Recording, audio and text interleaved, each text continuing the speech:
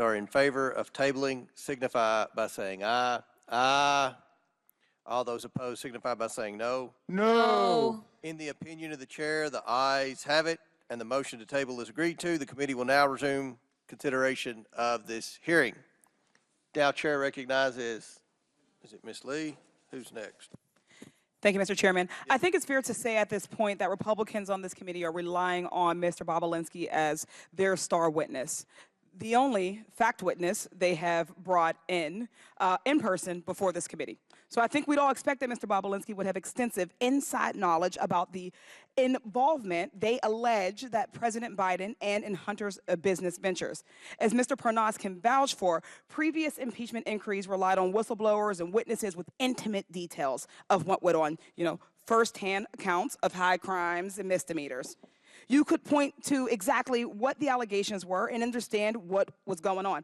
There were laid out chains of events pointing to a named crime, lying under oath, obstruction of justice, abuse of power, incitement of insurrection. Yet we're left floundering here with zero direction and zero real evidence while we watch this kangaroo court struggle to continue on. And today we have Mr. Bobolinsky, whose biggest contribution is that he had, quote, multiple meetings with Joe Biden. But let's be clear. He spoke with Joe Biden a grand total of 2 times in the span of less than 24 hours in 2017, and each was short.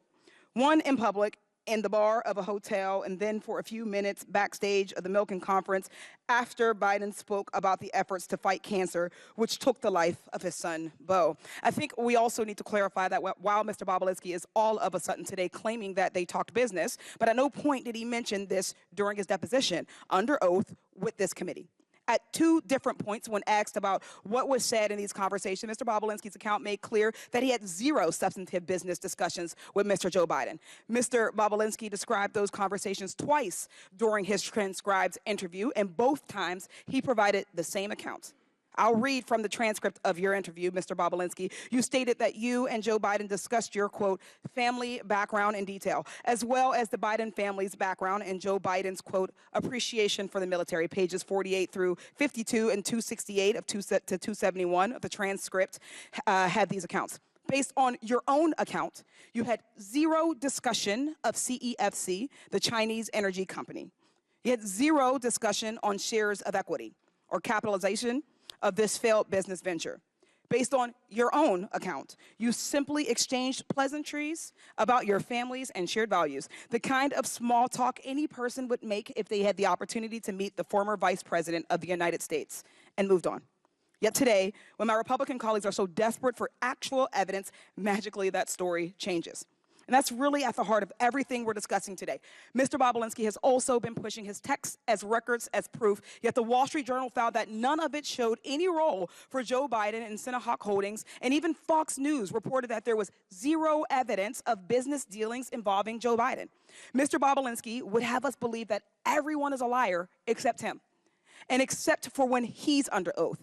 That everyone misremembers except for him and except for when he's under oath. The FBI, the Wall Street Journal, his business associations, all liars.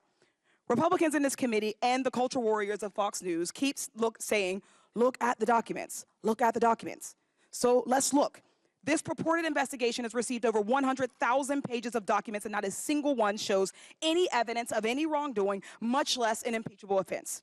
And taking a step back, even if Joe Biden had discussed his son's business ventures with Tony Bobolinsky in 2017, and this is rhetorical, so what? What would be the high crime of misdemeanor? What would be the impeachable offense? We're talking about what private citizen Hunter Biden was doing with his time, at the time, private citizen dad. This impeachment inquiry is not about facts or evidence. It's not even about impeachable offenses. It's about keeping the American people distracted while we do nothing on reducing gun violence, nothing on lowering healthcare costs, nothing on reforming our criminal legal system. This has been the least productive Congress in decades. We're just now, in March, finally funding the government for this year. That's shameful.